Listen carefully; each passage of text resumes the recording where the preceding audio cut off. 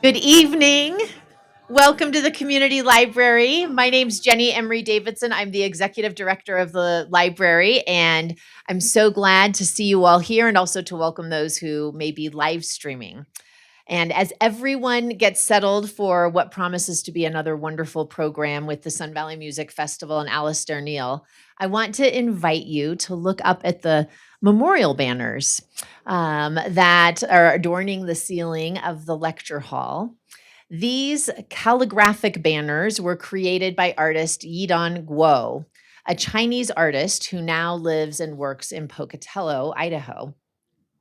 I felt like I needed to add Idaho there, but maybe you all know. 2 hours down the road.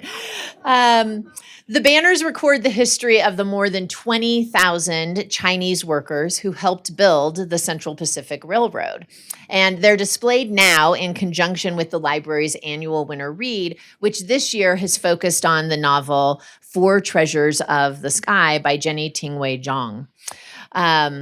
While the Winter Read special programming has come to a close, it is never too late to read the novel. And I will tell you that one of the moments in the novel that I continue to think about and that continues to move me is when it's like 2 paragraphs, and it's just when one character picks up a violin and plays for another. So perhaps this evening, as we enjoy the conversation between Alasdair Neale and Joyce Yang, we also can imagine those black strokes of calligraphy floating above us as musical notes. And we can feel ourselves surrounded by stories and songs that reverberate through time. And now I want to welcome Derek Dean to introduce the program. Derek.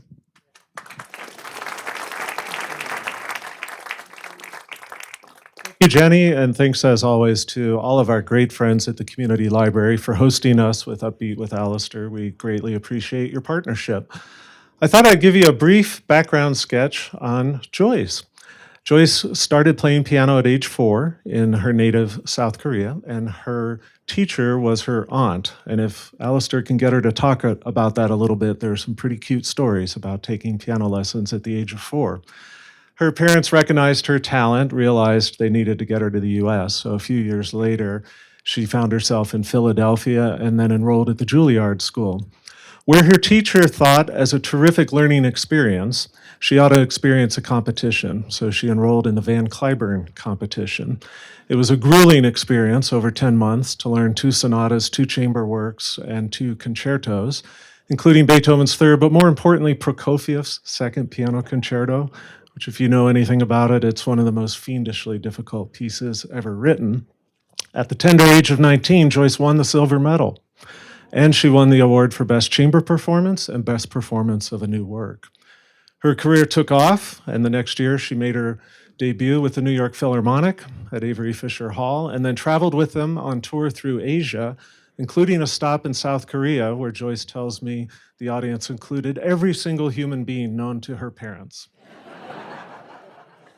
For the next several years, she's toured with all the major orchestras and halls, and she's been here a couple of times, including most recently in 2021, when she performed Rachmaninoff's Second Piano Concerto with Alasdair and the Festival Orchestra. We're so excited to have her back because in addition to doing the big orchestral rep, she's a phenomenal chamber musician and also a very talented solo recitalist. And we'll hear flavors of both of that this week. She's selected 4 of her favorite Rachmaninoff preludes to open the concert each evening, and then she will collaborate with festival musicians in pieces by Francis Poulenc and Robert Schumann. Concerts start tomorrow evening, Thursday, Friday, Saturday night at the Argyros, doors at 6:15. I hope you will all come. In addition to being an amazing performer, Joyce is also a very gifted and generous piano teacher. And I know this because I've been fortunate enough to be one of her students. And so I've gotten to know a few things about Joyce, and at the risk of embarrassing her, I want to tell one little story.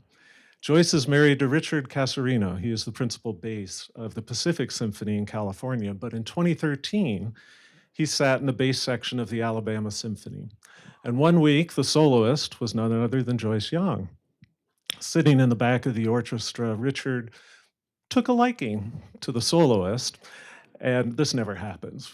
Musicians never get crushes on guest artists. Just look at our program book and you'll see how many of our musicians are married. But Richard didn't let this go. He decided to act on it. So at the rehearsal break, he told Joyce that a bunch of musicians were getting together casually that evening for dinner. No big deal, but if she wanted to join, that'd be cool. Joyce, not having any plans on a weeknight in Birmingham, Alabama, said sure. At which point, Richard ran backstage and asked every single musician, "Can you please come to dinner? Joyce is coming and I need you there." According to Joyce, about 20 musicians showed up. They had a wonderful dinner and the rest is history. So the moral of the story is, if you need help getting the girl or the guy, ask your local musicians. They make great wingmen. With that, please welcome our music director, Alasdair Neale, and the pianist, Joyce Yang.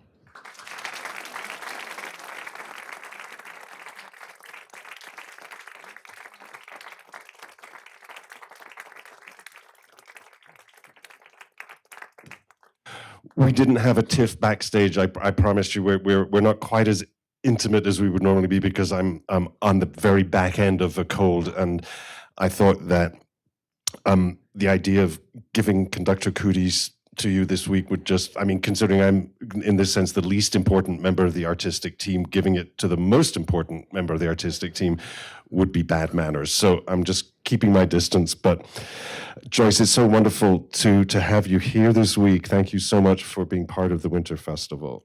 Thank you. It's been really fun so far. Yeah, looking forward to this. Absolutely. So you and I have known each other for a number of years. Gosh, I'm trying to think. When did we? Do you have a better memory than I do from when we first played together? Maybe around 2007. Sounds something like that. But I can't even remember. I can't remember where we've done so many concertos. But anyway, the joy of working with you is something that has never diminished over the years. But I thought it would be good.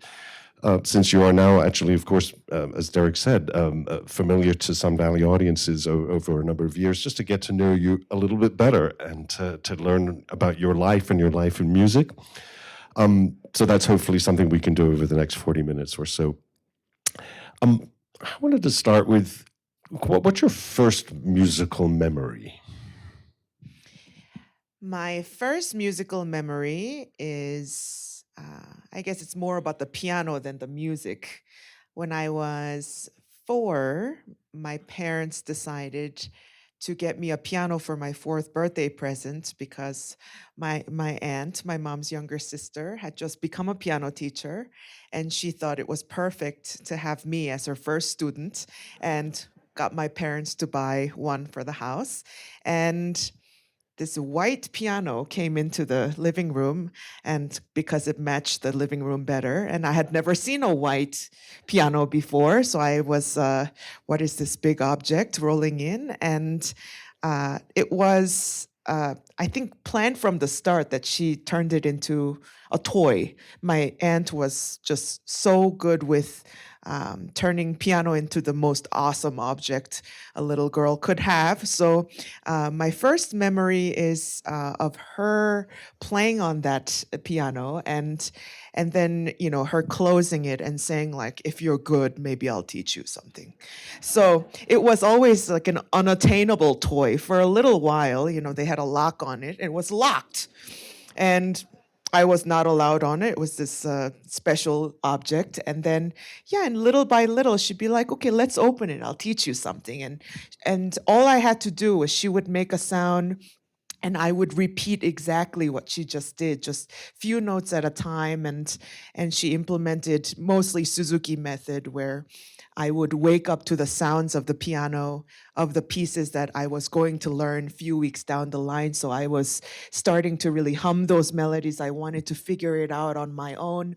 But yeah, it was just this locked most of the time, and then they started to forget to lock it. So then I would discover, when it was open, I couldn't stay away from it, and I was just yeah, really into just figuring it out on my own. So when my aunt came over, I could be like, "I can do something," and I'd show her, and she'd be like, "Oh, you're genius." So I think that kind of thing works really well on kids, and I was so excited. And Now, the genius part, had you exhibited any signs prior to that piano arriving on the scene? Did your parents realize, that did you sing a little bit? Or was it just, here's a nice piece of furniture, let's see what happens? I don't come from a musical a background, really. My parents are scientists. My mom is a molecular biologist and my dad, chemical engineer. And we really had maybe 2 CDs in the house, and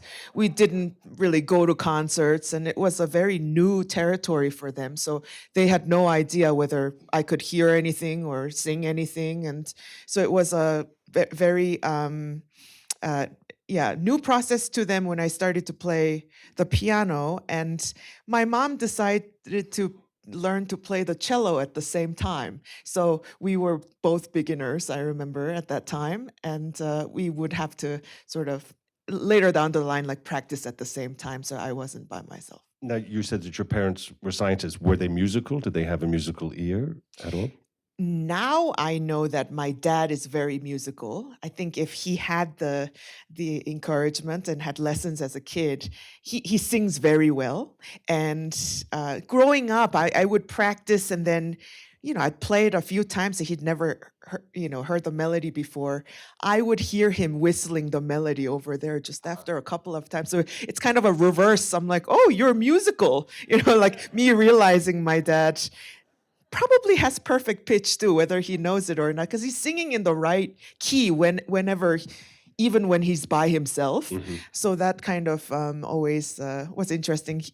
I think, it comes from his side more than my mom. But really, I owe this whole beginning to my aunt for completely introducing this new world to me and making it really, really fun. Tell us more about your aunt and her teaching methods. Yeah, my aunt is extraordinary with children. So I was her first student, and for the past 30 plus years, she's only been working with 4-year-olds. The first year or 2 years of their musical journey, she's a great a teacher, because the kids don't even know that they're learning to play the piano. It's just this wildly fun experience. She has sort of a school filled with every toy imaginable, and that's just the first thing the kid sees when they get to the school. And she has this miraculous ways of implementing different toys. It's all about toys, really. And for example, there's lots of toys of like different hamburgers, sandwiches, because these sandwiches represent the form of different pieces. Like most pieces, the first song they're going to learn is something like Twinkle, Twinkle, Little Star, where there is an A section, and in the middle there's a development, and then the A section returns again.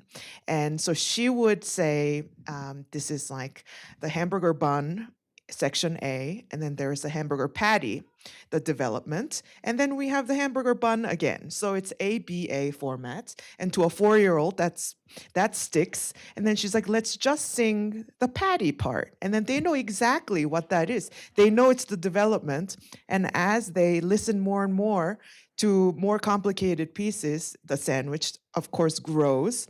Now there's cheese, now there's lettuce, there's condiments, and they know exactly what that transition before the recap is. They can really pull all of this together before they turn 5 years old. So they don't even know exactly what these toys are doing, but everything is really connected to learning the piano. And so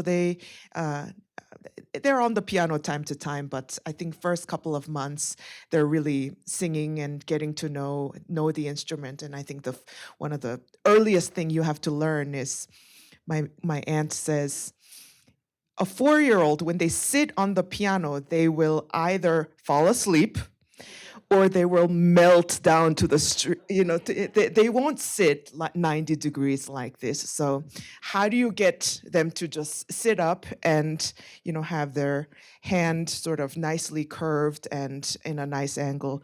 She they sing a song about a special penguin that lives in an igloo, and over time, they do this with their hands, and these are the igloos that the penguins need to live in, and eventually, she does it on the keyboard. So they put their hands on the keyboard for the first time, and then they take their little penguin doll, and then it walks into the hand. So their hand has to be round for that object to find its home. If it's at all crooked, or she said most kids will play like this when they get to the piano. So instead of hitting them over the head and say sit straight, if you say ooh ooh ooh ooh, the igloo, oh the penguin is suffering, and they will immediately bring their hand up, and it'll have the perfect posture. So this kind of thing, they don't know what's going on, but little by little, they're learning all the steps to become a little pianist themselves. And then after 8 months, they can play a 20-minute recital.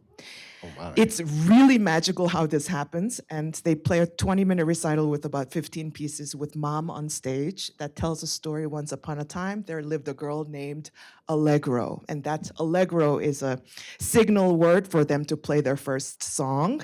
So this continues throughout the entire story. And at the end, they get a huge gift and celebration at the end. So that's how I also kind of started, but I was her first guinea pig. So she said, oh, if I taught you now, you'd be so much better. I didn't know what I was doing with you at that time. But I had a really great time. What sounds like she was an amazing lady, don't you think? Wow. Those kind of memories are obviously seared in your brain, and wonderful ones too. What a great way to begin. So what were the next steps after that? Obviously, you started when you were 4. Take us through to your teens, perhaps. Yeah, so around the age of 7 and 8, I think that's when my aunt brought me to a more sort of local teacher that she said, I think I did everything I could here. She was a composition major. She wasn't a pianist. So then when I started to play, small sonatas and such, she said, let's bring you to the next person. And that's when I think my parents were actually quite surprised as scientists, because this lady that they brought me to tested me on perfect pitch. They asked my mom, does she have perfect pitch? My mom's like, I don't know. So we did this test where it's like, oh, she said, turn around. And she played a note on the piano. And she's like, do you know what that note was? And I'm like, yeah. So I pushed the same note.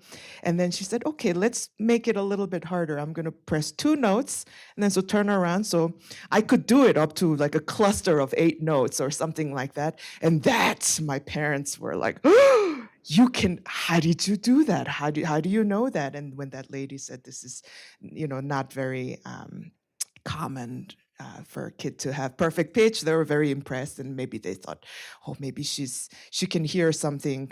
And by that point, my aunt created so many small concerts for me to be a part of.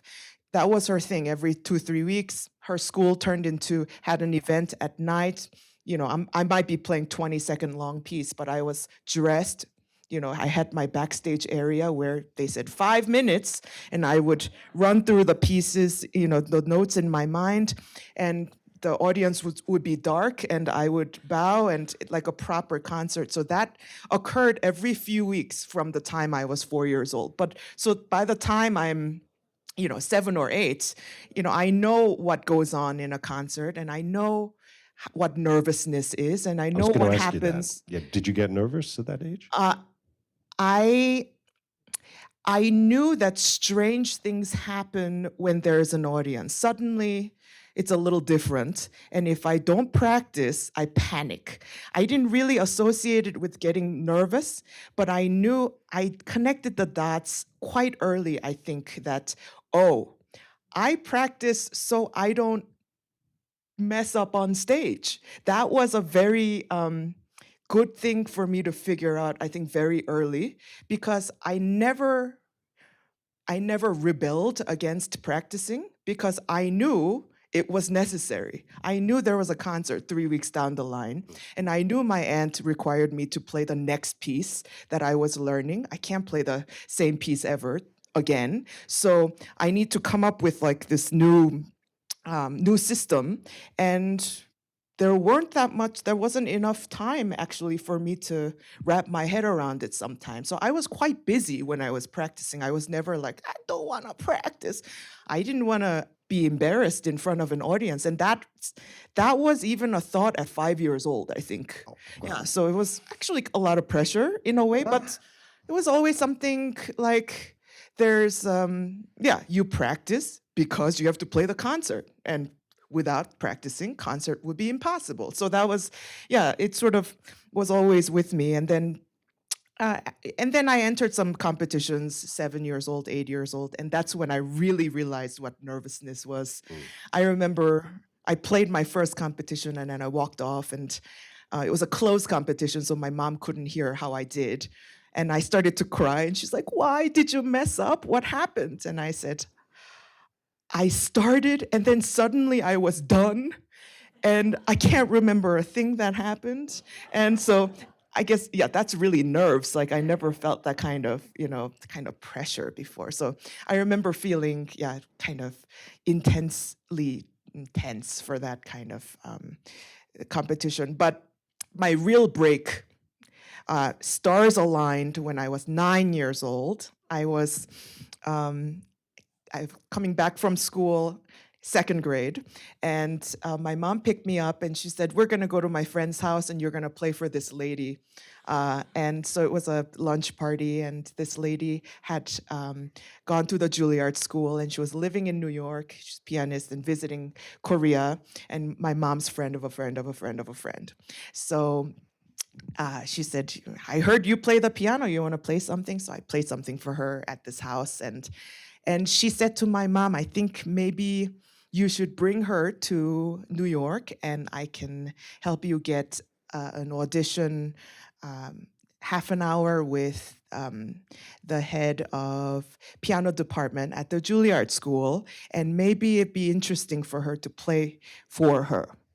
So we said, "Well, that sounds like fun." So 4 or 5 months later, this meeting was set up, and my mom, my aunt, and I went to New York for the first time, and there I was, marching into the Juilliard School, and Age 9? age 9, still 9, and didn't speak any English at the times. So I just, you don't know what's going on. I don't know what Juilliard is at that point, and Had you if not this is heard a- of it? No, I don't think so. Yeah. No nerves, not nervous at all. It's just like, oh, this new place. Actually, that's kind of good because most people wandering into the Juilliard School for the first time, and I say this as I think I started conducting the Juilliard pre-college orchestra when I was up at Yale, and so I would have been, I don't know, 24. I was nervous walking into that building. It's very intimidating. I think I was all dressed up. My mom dressed me up, so I knew it was a big deal. Like, why am I wearing a dress in the midday? So I went and I played for Yocheved Kaplinski, and she's so busy now. I don't think she would have any time to see someone like me at that time, today. But I was very lucky to have this half hour with her, and then I turned around, and my mom said, "Play some more." So I would play the next thing, and I played a few things, and then they're talking in English, so I don't know what happened really.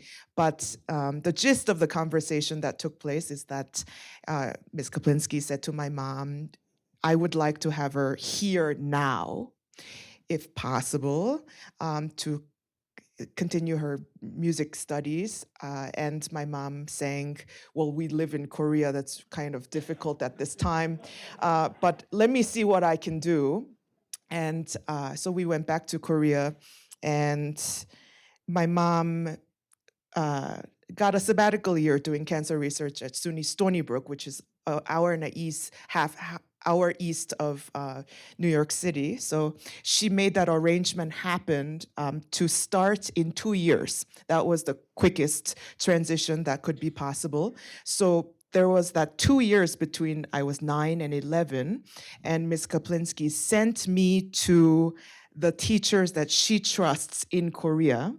And so I started to, take the long train ride to Seoul, and we lived south of Seoul. And I began kind of my intense listening process. I think before that, I only played.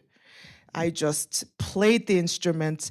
I didn't quite connect that it makes music and I have to listen to the sound that I'm making. I was just so busy pressing down on the keys. And for the first time in that period, I was in a lesson where it was completely soundproofed. You can hear a pin drop and Beethoven Sonata, 4 measures, and I would play it for a whole hour, just one note at a time. And now let's put the inflection here. Can you hear the difference? And I'm like, yes. Now half pedal. Can you hear it ring differently? Yes. So it was just this learning to listen and really connecting, oh, if I do that, the sound changes. Oh, 3 degrees to the right. All this happened within that time period. And during the winter and summer vacations, my mom brought me to New York. And I mean, I say my mom is like not a tiger mom at all, but now looking back, we would rent the house next to the teacher's house.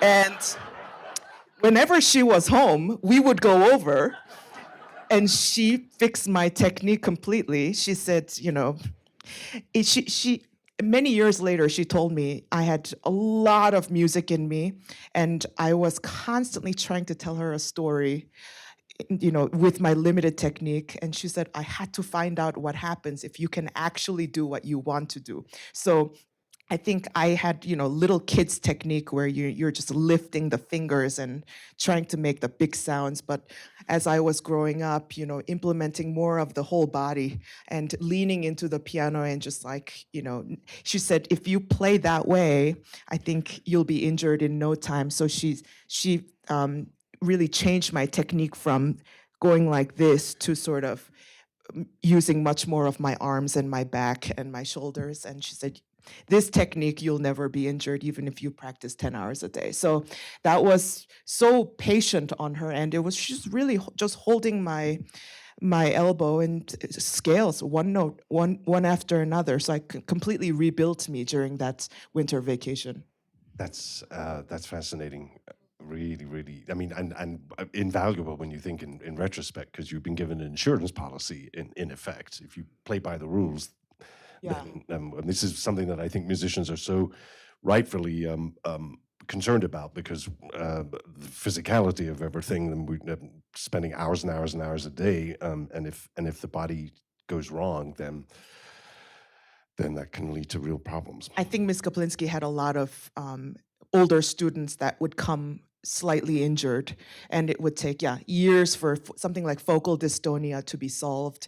Like those are really, really hard to fix, where you're basically 99% perfectly fine until that moment in the concert where your suddenly one finger collapses.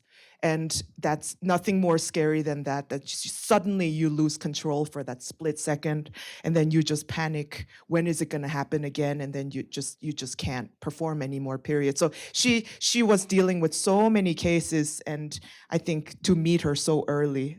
So by the time I was 11 and came to New York for 1 year for my mom's sabbatical, and I could be there to take lessons, learn English, that she said I was a completely different kind of player, and really very, very different in listening skills and how I express what I thought I wanted to express. So that year I went to public school in Long Island, enrolled as a 5th grader.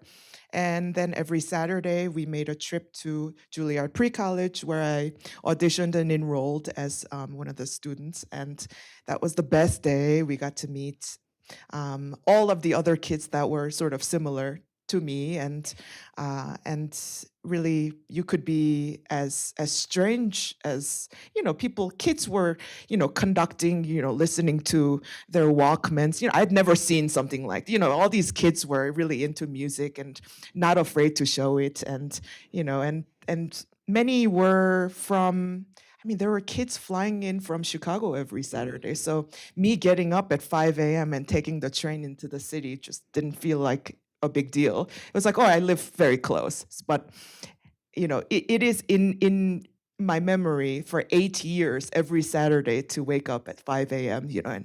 And go to Juilliard by 8 a.m. was a very grueling thing, but that was my favorite time. I couldn't wait, and I learned, yeah, my most valuable lessons in chamber music at that time.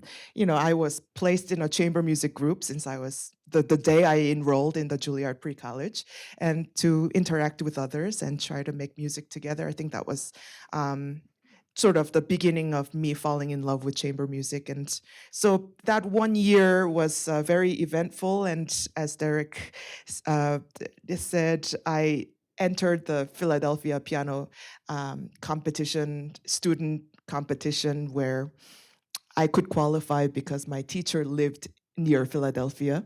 And winning that means you get to play with the Philadelphia Orchestra, which is just ridiculous. So I was 12 when I entered, and with playing Prokofiev's third piano concerto, which is something I played here with you. And that is really a hard piece for anybody, but for a 12-year-old, it's kind of like I think in my memory, I don't know how I sounded. I think my mom has a recording of it. I should really listen to it because I don't know how I really played it then, but I became obsessed with this piece, and that's all I thought about. And even though my teacher said, "Oh, it's too early for you to play this," I sort of put everything into it and surprised her one day. And I'm like, I learned it. And so she said, okay, why don't you play that with the Philadelphia Orchestra, which kind of was a borderline scandalous, I think, because the news spread to the Juilliard School, and then when there was an annual gala, they said, there's a pre-college kid playing Prokofiev 3, and she's 12. And so I got to represent the pre-college division and play that with the Juilliard Orchestra and Leonard Slatkin a few months after the Philadelphia Orchestra performance. And that is when I met my first manager. Oh boy. Yeah, that's when my teacher had secretly invited some managers in the industry to show up to the dress rehearsal, and I chatted with them. And at that time, you don't know what a management is or why it's important. And then a few weeks later, we already had a ticket to go back to Korea because 1 year is now right. I was going to over. say, because that was just a 1 year project, Yes. wasn't it? So what happened next? So then right around the time of our departure, I was home in New York and by myself, and got a call from the managers saying, we'd like to work with you. We'd like you to join the roster of, then it was called ICM. And it's like, my mom's not home right now, I'll call you back. Like, I don't know what this means. So then I shared this news with her, and then she shared it with my teacher, and I guess some discussions took place, and they said, my mom said, we're gonna stay a little longer. You're gonna try this new thing where you travel and play concerts. They'll arrange it for you, and I'll come with you, and then we will.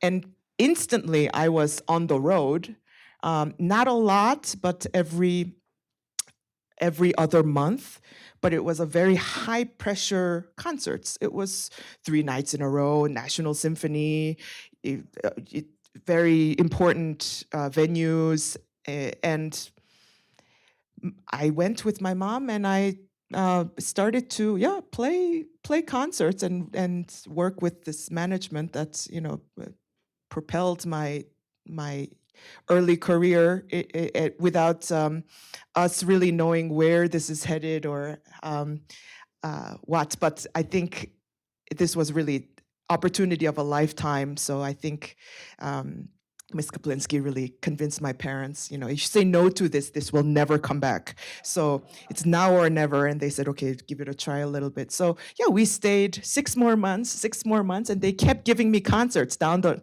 it's like in 8 months, you're going to play this concert. Next year, we got you something. It keeps piling up in a good way. And it started to linger. We started to just stay. And then my mom, long story short, my parents now both live in New York. They lived apart for more than 15 years in 2 different countries. As my mom, stayed in New York to help me travel, and then she found great career doing cancer research.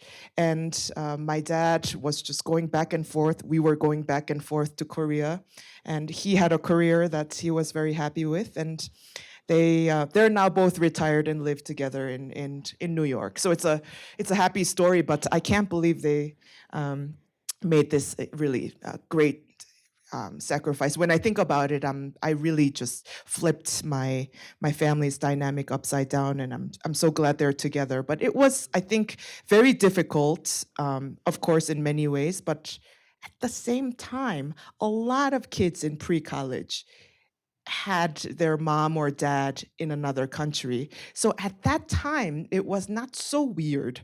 I was like, oh, my dad's also in Korea, and we go visit. And so everyone's like, oh, that's my dad too. So it was, I had other kids like me. So. Absolutely. That was, I remember being at Julia, conducting the orchestra at pre-college, and that was indeed not at all unusual. Did you miss Korea?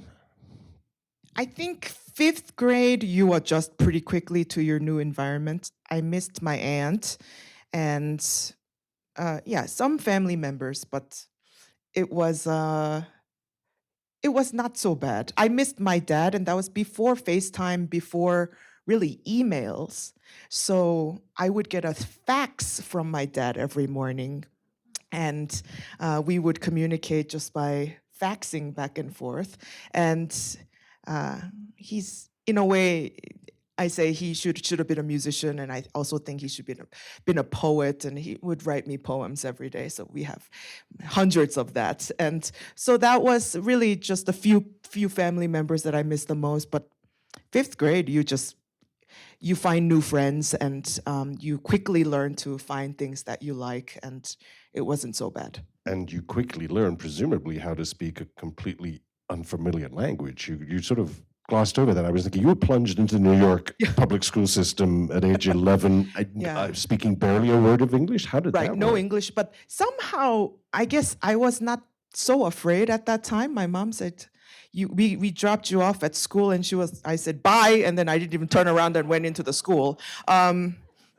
I spoke a little bit. I took some English classes, but I could only say, like, this is an apple. Like I wasn't conversing or anything. I could say, my name is Joyce.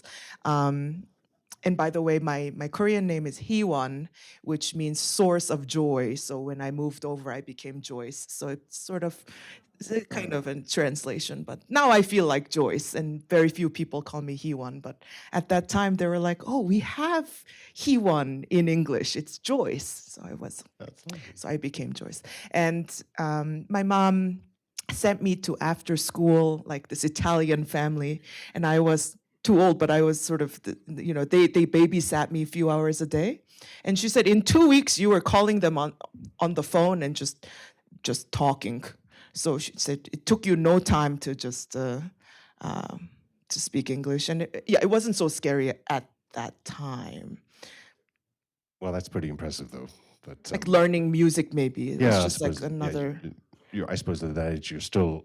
I mean, it's not like you're 3 or 4 when the kids really are sponges that you can learn to be bilingual that way. I still think that took a lot of effort on your part. Yeah, when I didn't quite understand what people were asking me, I'd be like, oh, wait a minute, I'll be right back. So I'd run away, and then I'd come back, and then they'd forget what the question is. I did that a lot, and it's just like, can't quite understand what's going on. But yeah, it was good that it was 6th grade was still part of elementary school system in that school district. So I had one teacher throughout the whole day, not going to different classrooms. So I think that helped. And yeah, and then And sometimes I think I just speak in Korean to the kids. Like my mom's like, sometimes, I'd come back and then your friends had learned some Korean. She's like, you're supposed to learn English, not teach them Korean. So, yeah, but at that time you're, not very fearful. Walk us through, if you would, a little bit your teenage years. Now you started to concertize and everything. What was the balance between concertizing and education at that point? I was a serious student going to middle school, high school. It continued about once a month. I would have to take my work, my tour, playing the piano, travel with my mom. So I would miss maybe 4 or 5 days of school each month. But it's funny because it was like my other life. I also played the violin, and I was part of the orchestra at school. And I started piano and violin together. My aunt didn't teach me the violin, it was someone else. And, piano was always my main, and violin was sort of on the side. So I was not really great at it ever, but I took lessons till well into high school. So people actually thought I played the violin when I went on a trip. Piano thing was, I was like, that was a life that none of my high school kids, friends saw. That was like my secret life outside of, so I was living this two separate things. And I really like the balance. Never really felt like I had to do anything. I never felt like piano had to be my thing forever. I never dreamed of being a pianist, but I liked it so much that it just became a part of me. So it was never like this dream. It's just sort of something I could not be without. And I liked practicing. I always I never felt like, oh God, I wish I didn't have to do this. That actually never occurred, which is like kind of a miracle because this is all I do all the time. So I happened to find one thing I like to do. And then I had to excel at school because my parents are like, I think they would have been fine if I said, okay, enough piano, I'm going to become a scientist or something. And I had to get good grades. So it was pretty serious. I was a pretty intense kid. I didn't really do anything else like sports or, it was like my academic and then the music. But I didn't really feel overwhelmed. So I guess it was a nice balance. And I had pretty normal friends that just, yeah. It was pretty normal childhood, actually, which is You look kind of astonished, but I mean, I yeah. think she turned out pretty good, don't you think? So something was working. And then the college level, I went to the full-time Juilliard undergrad program for a year. And then my life really changed at the end of my freshman year when I entered the Cliburn. That really changed the trajectory and just what I needed to be in a way, because winning the silver medal from the Cliburn meant going from 10 concerts a year to 60. And lots of expectation on me suddenly.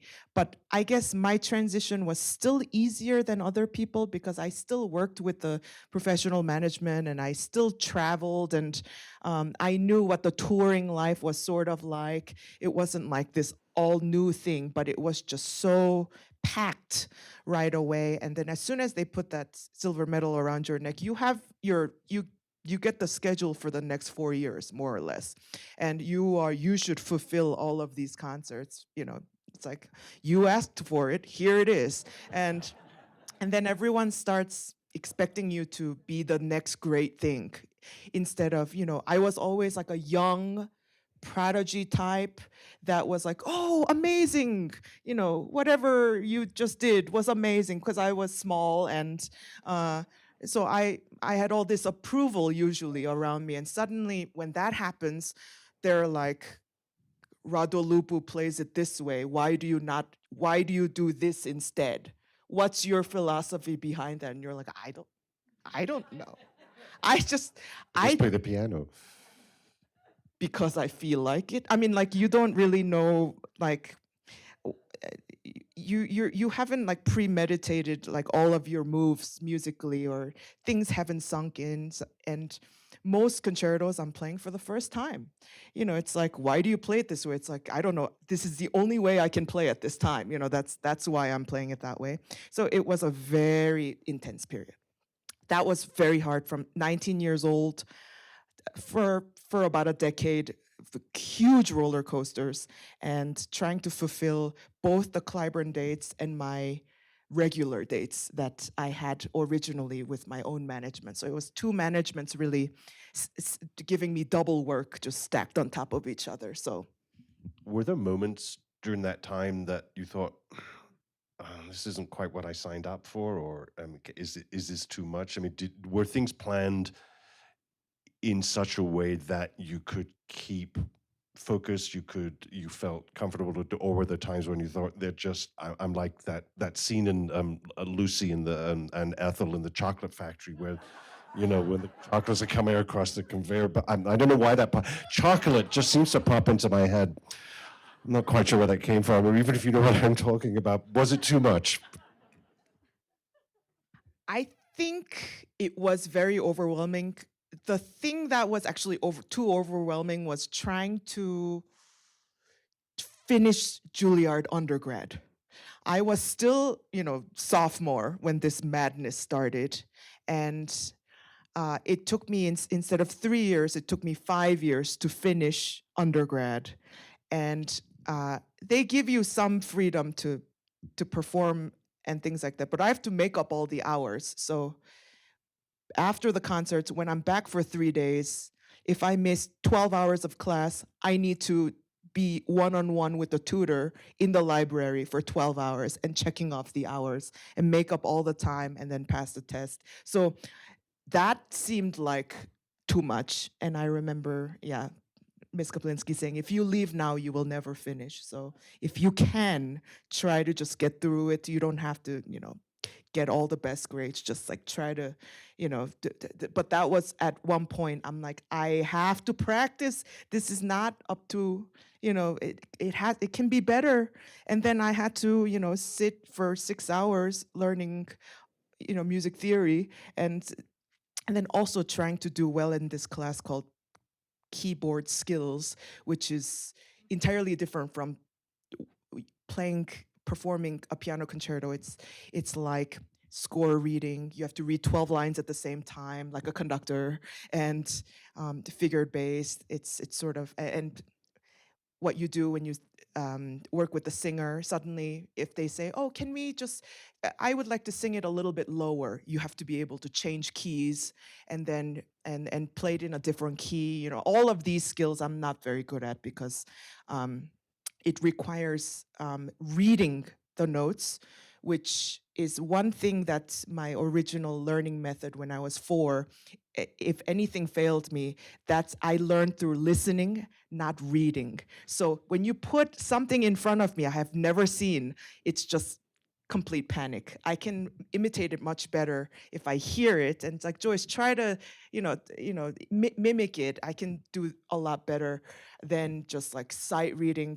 It was just like the worst thing. So I'm there just trying to read like Brahms symphonies, 12 lines at a time, when I'm playing Shostakovich concerto for the first time in 3 days. So I have 72 hours and I'm doing this instead of that. And you just feel like you're skiing and your 2 legs going like that. It's just, that was a very horrible, it's like 2 a.m. and the dorm, proctor is like, we're closing, and I'm like, half more hour, I don't have time to do all this. So that was yes, it was too much. I think I should have done maybe less variety. I did too many different things, I think, on stage at that time. But also, I thought I could.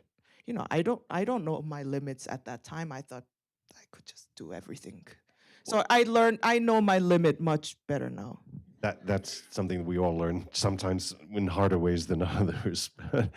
I did want to sort of segue into the next thing, because you mentioned balance and doing lots of different kinds of repertoire. So you have this now international career for quite a while now, and it's distributed between solo appearances and recitals and chamber music, which is not uncommon. But I think you won the special chamber music prize, right, at Cliburn. Tell me the role that chamber music has played in your career, because you, if I may say, to an unusual degree for all of the great pianists that I've worked with, have this extraordinary gift for making music with others. I feel it on stage when I'm working with you. It feels, I mean, it's almost a cliche to say it's like chamber music, but it really is. And all of you coming to the concerts this week will see Joyce's gifts in full flow. Tell us about how you, I guess, let me just sort of zoom out even further. How do you balance all of these three different elements in what you choose to take on, and what is the role of chamber music in your life at this point? So solo recitals are the most uncomfortable for me. It's just something I think is a luxury as a pianist that we're able to do. There's great, solo repertoire, but speaking alone on stage for 2 hours, musically, with no outside influence, it's really, really difficult. And it's much more fun when you can bounce off of other people's energy. So my preference always is collaborative over just by myself.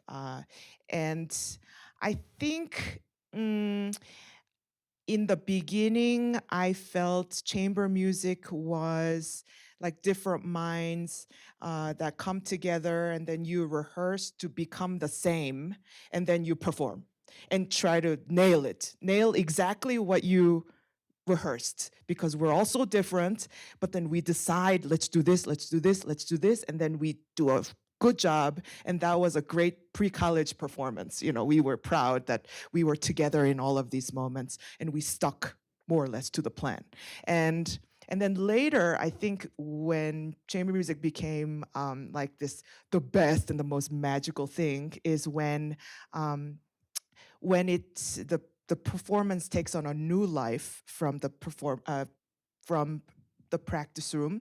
When we rehearse, it's just sketches of what might or might not happen during the performance, and we sort of leave it kind of in a looser form, and we get to know each other, and you make guesses on what each other likes or what our quirks are, and we play around with all the options. And in the concert, we sort of channel the energy together, and it's an unknown. Actually, I know now that when you're doing all these collaborations, you can't practice the same piece for a year, like in pre-college, and then have one performance. You have maybe 3 hours to come together. And how do you do that? So it's really, I learned about that at the Cliburn, actually, at that chamber music round. Until that point, I was all about control. Let's control this the best I can.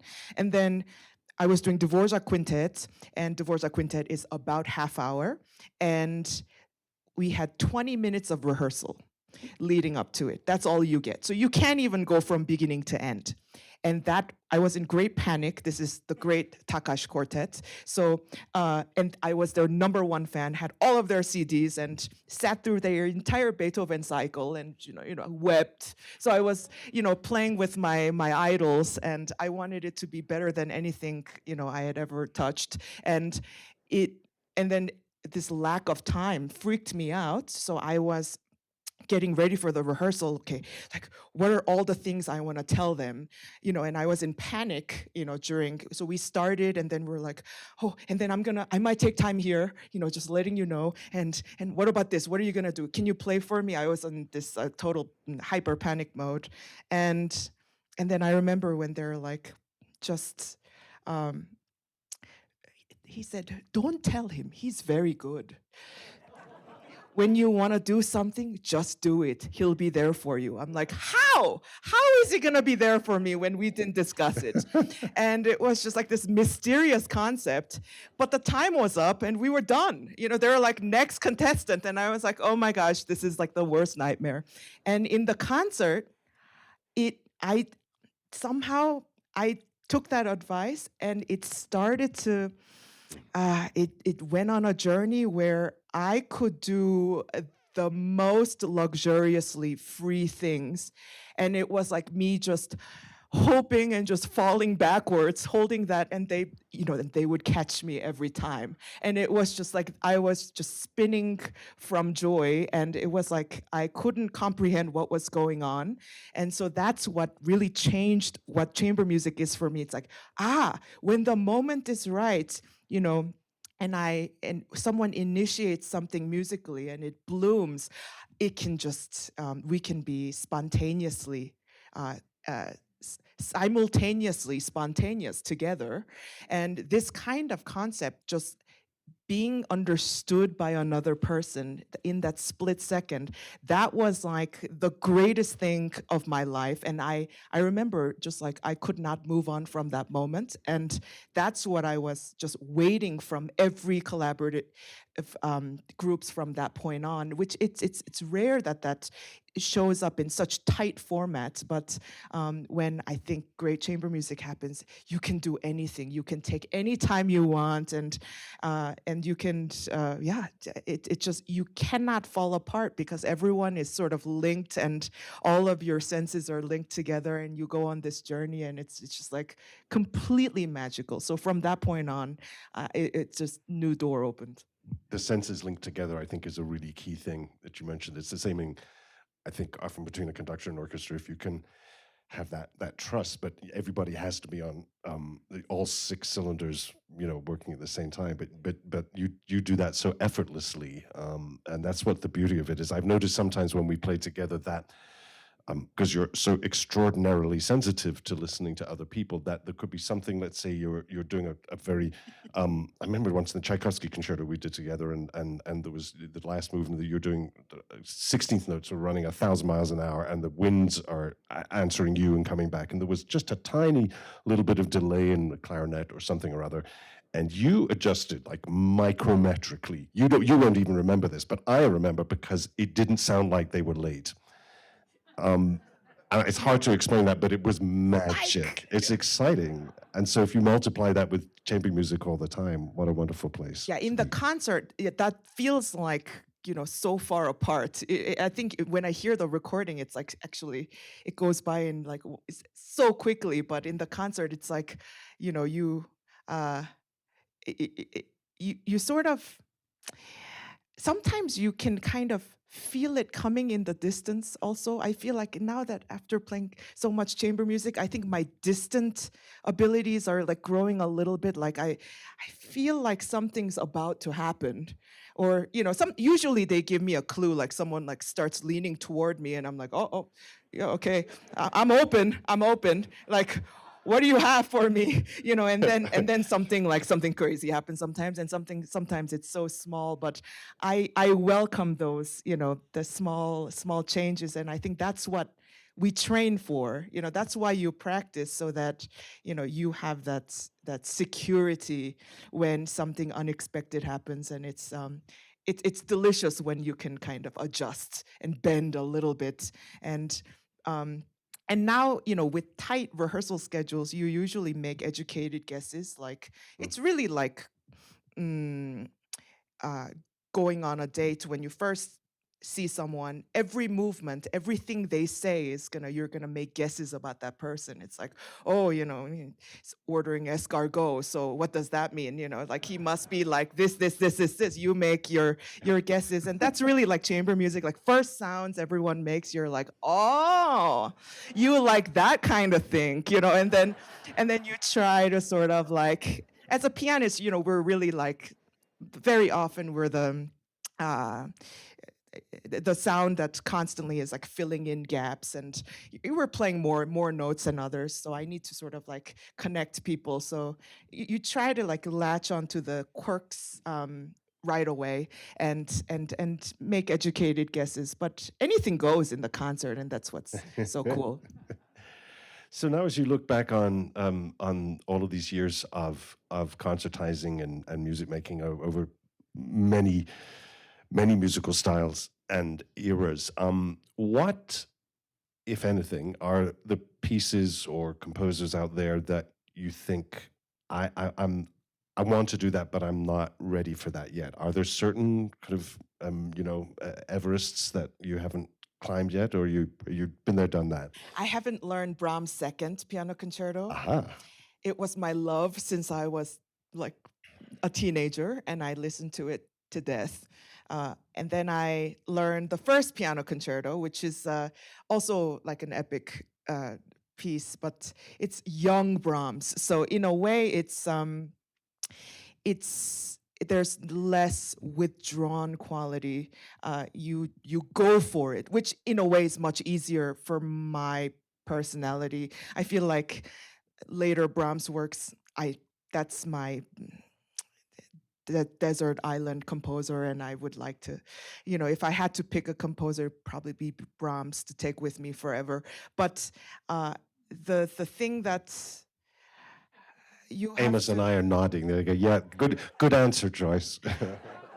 But so often you have to take 3 steps back from what you want to say, and that to me is like the most difficult. That's the degree of restraint. It's so much easier for me to just jump off the cliff. That comes very easily to me. Fearless, let's go, just go and climb and reach for the stars.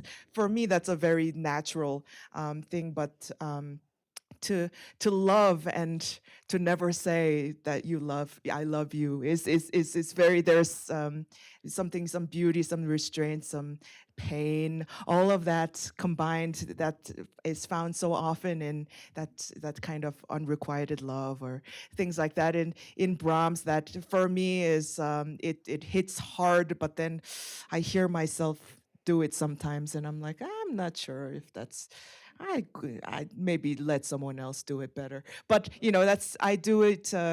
I play actually quite a bit of Brahms to myself, and it's a lot Not of it yet. in repertoire, but I rarely perform it. But I think maybe I should just learn Brahms too, and maybe it's not as sacred as it needs to be. In my mind, it's like, that's my final chapter kind of piece. So, but I have the music. Step one. I would hope you do. And and then the pieces that pianists don't get to be virtuosic is in a way scary. It's like the really hyper virtuosic things like Rachmaninoff piano concerti. Yes, it's difficult, but you can you sort of find peace knowing that you have a million notes to play and there's great task ahead of you, and you practice and you're going to deliver. When it's not virtuosic, you start to kind of overanalyze in a way on stage, and then it becomes it's a very sometimes you tense up and become very vulnerable. So it's always, they're all hard in their own. Is that kind of, that's the thing with Mozart, right? Would you say that that's because it's not overtly virtuosic, then we start second guessing ourselves? Is that fair? Yes, Mozart is special territory because you learn it. One of the first pieces you learn as a kid is Mozart, and then it's not so hard in the beginning, and you think Prokofiev 3 would be a lot harder because there's more ink on the paper, but you realize that that later Mozart, one little phrase is like describing how a child smiles.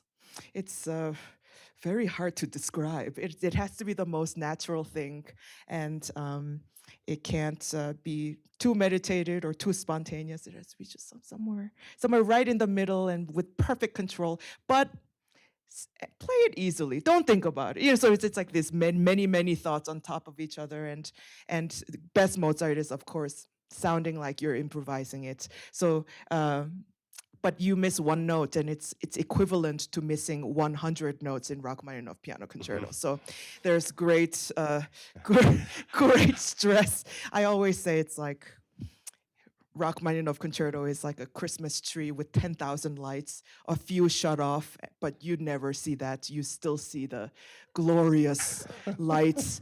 And Mozart is like a pearl necklace. You know, if you miss a note, it's like cutting the necklace and all the pearls just fall. And you just can't recover from that. So it has to be just perfect. That's a beautiful analogy. Can't top that.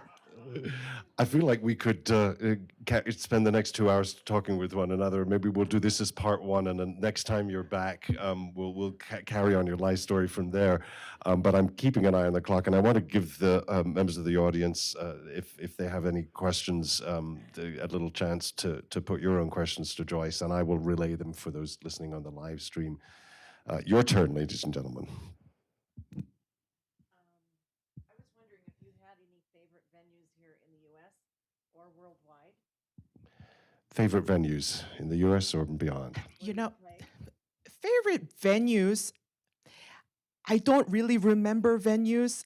A stage is a stage, small, big, you know, bad acoustics. Sometimes I remember bad acoustics, but good acoustics, you know, you don't think much of it when it's good. It's, for me, really about what piano they have on stage. It's a combination. It's like piano, the kind of piano that's waiting for me on that stage is maybe 75%.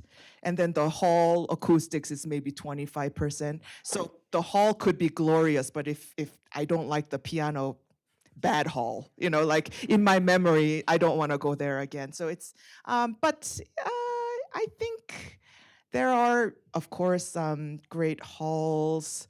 Let's see, where do I like to play? I like, there's a beautiful recital hall in UC Berkeley. It's the Hearst, and also Herbst in San Francisco is a beautiful, beautiful venue. And, you know, and really depends. Good acoustics, you know, hall like Disney Hall, sometimes, you know, wishes you practiced more because you can really, you start hearing things you don't want to hear. So it's always a great balance. You better be ready when you're in such a beautiful acoustic hall where you can, everyone can hear everything. There is a great hall in Melbourne, Australia. I only say that because I also, yeah, they just had a beautiful piano, and there are moments when I, you know, you remember when you think you sounded the best, and that gets melted in with the acoustics, and it's sort of like your good luck hall. So what I'm, I guess, saying is, you know, I'm not so sensitive to great acoustics so much, but it's a meeting point between myself, the hall, and the piano, and the kind of audience. So it's really a much more of a big mix for me. When you play chamber music, if you're with the same group and you're playing 4 nights, whether they're in a row or separate, is it always different every night because somebody's in a different mood and you're responding to that? And what if somebody's in a bad mood? Does it change every night? And does it, yeah, with somebody, good mood, bad mood? Yes, it is different every night. To what degree, we don't know. But I think it's a great and happy collaboration if it's different in a way that is manageable. For example, if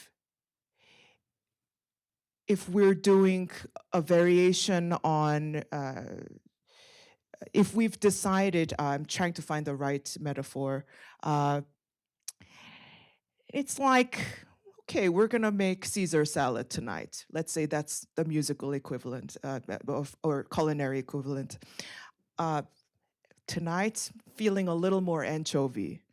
That's okay, But if you put a meatball in it, someone comes in and does a meatball, then that's not allowed. So there's, yes, it'll change in small degrees, but maybe a little more lemon, maybe a little more parm. It could change, of course, and then the whole dish could look a little bit different. But we know what the rules are, so those never change. If we decided as a group, we are taking time here. And that kind of thing, if you suddenly just went by yourself, then you are a very unreliable partner.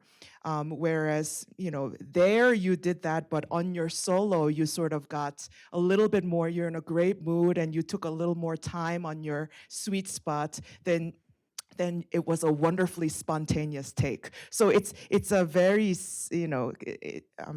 fine balance between unreliable and spontaneous. And seasoned chamber musician, I think we should know the difference of no meatballs. That's when when someone's, oh, you never played this before. That's, of course, first time playing a piece, I think you're like, maybe meatball would be good here, So you come up with a way to fit in something that's, truly wild for that dish. Could be the title of your autobiography. No meatballs in my Caesar. It would pop off the shelves, I think. Kind of follow up on that, your love for chamber music. What's your experience with jazz? No experience with jazz. I wish I could be a jazzer in a way that, to me, being able to play jazz is improvisation. I can sound like a jazz pianist if you give me the exact score to what I'm supposed to play. And I'll learn it and I'll study it to death, and then I can play it exactly as jazzy as. So everyone's like, oh, you would. And there's some things that I play, like some Gershwin transcriptions that are more jazzy than others. And it's like, oh, that's you play jazz, but that to me is not jazz. I need to be able to swim outside the line and come up with my own sort of improvisation, which is not a skill that I have.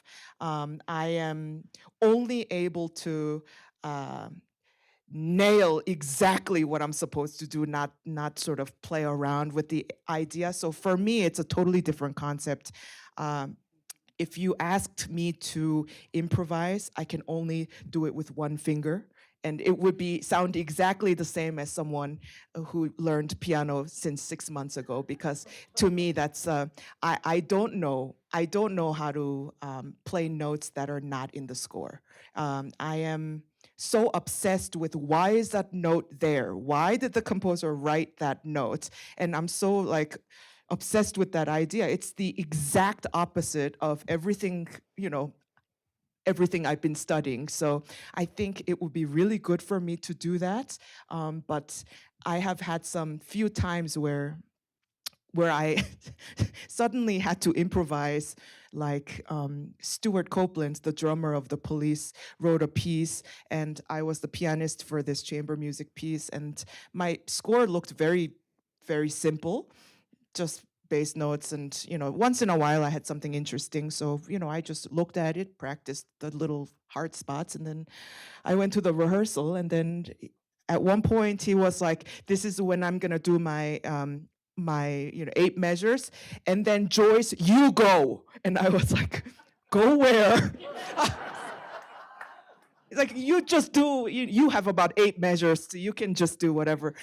And I was like, well, I can't do that right now, but so, next 10 hours till the next rehearsal, I composed like maybe 20 pages of things, just madly writing. And I'm like, okay, I have 20 versions now. I'm gonna narrow it down to 10, to 5, to 3, to 2. And then next day I was like, oh, I got it now. So I practiced it like 1,000 times, and then I did my moment. But that's the best I can do, not on the spot. That's, to me, it's like, I don't know, it's like jumping off a cliff with no parachute. So sorry to disappoint. I wish I could be a great jazzer. One more question, maybe, yeah. Well, if everybody in the chamber group is playing the exact same notes, what is it that constitutes a meatball or an anchovy? I think it's mostly about timing and the role that you play. It's breaking out of your role and becoming something you should not be at that moment, according to what the music asks for. So yes, playing a different note on purpose would really be an interesting meatball. I've not experienced that before. Where, yeah, right. We classical musicians play the right notes. That's just, we would never play a wrong note on purpose.